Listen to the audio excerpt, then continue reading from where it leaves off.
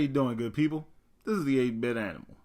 And movie tie-ins have happened throughout the history of video games, right? We talked about a lot of them over the course of this year. Some were things that had no reason being made into video games. Some just seemed well suited for it for some reason. Today is a game that, while the franchise is well suited for a video game, I don't know about this particular title. I also don't know if I'm a fan of the way Probe Software and LJN handled this whole thing. It's based on the third in a long-running franchise of sci-fi horror films. The first film was released in, I believe, 1979, and had an Atari game based on it.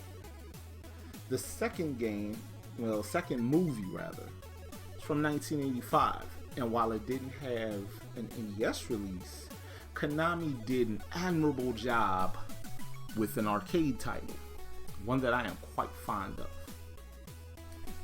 And today's game is based on the 1992 film, the third in the franchise, the one that kinda ekes back to its horror roots in a sense.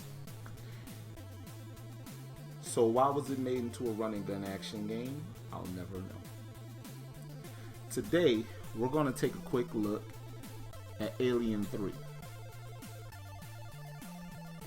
Now, Alien 3 puts you in the role of Ellen Ripley, the primary hero / protagonist of the first three films. And in this one, in this third film, Ripley is in a prison colony, and there's only one xenomorph, and there are no weapons allowed on this prison colony. So, color me surprised when I realized that this game basically made up for the lack of an NES port of a game based on the second film, because this one's full of guns, right? But you can run out of ammo. There's a timer, and the timer is definitely equipped to straight up sabotage you if you are not perfect at every turn. It's not an easy title, and honestly,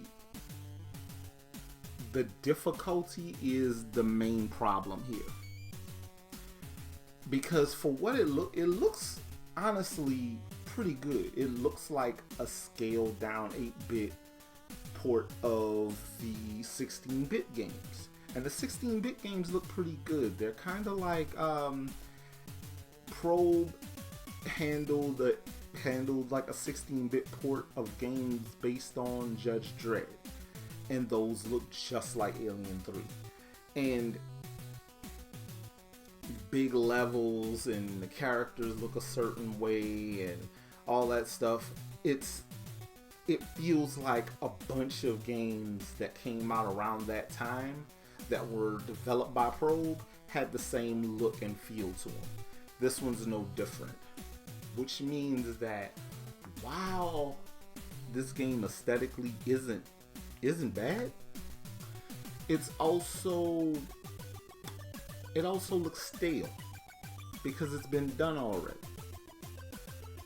And all they really did was palette swap some stuff, reskin some stuff, and push the game back out. Because this one should have been more along the lines of a survival horror type thing. Actually, this would have worked if it would have kept this look and handled like a Pac-Man type game where you're basically running from the aliens. Also, I feel like there shouldn't have been a whole bunch of alien xenomorphs in this game. But it ain't my business. I didn't make it. I didn't work for Probe, and I didn't work for LJN. But it ain't awful. So I'm not going to sit here and argue about it and try to figure out why it looks the way it does or handles the way it does. We here, baby. We just gotta deal with it. Now, would I pay what they're asking in resale for it? Probably not.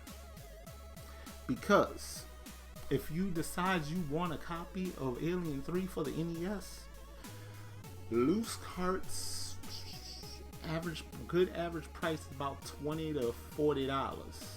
Yeah, it's a sweeping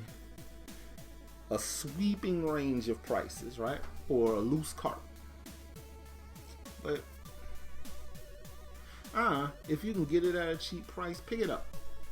If you can get one of the 16-bit ports, pick that up.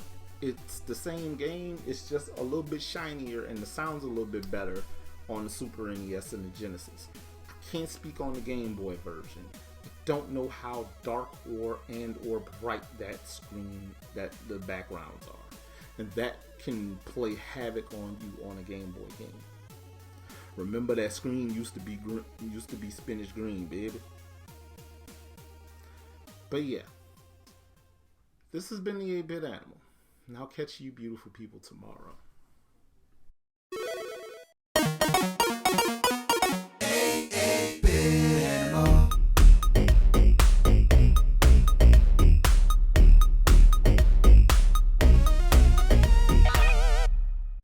Tomorrow. And with this, I have talked about every football game released on the NES. Please clap.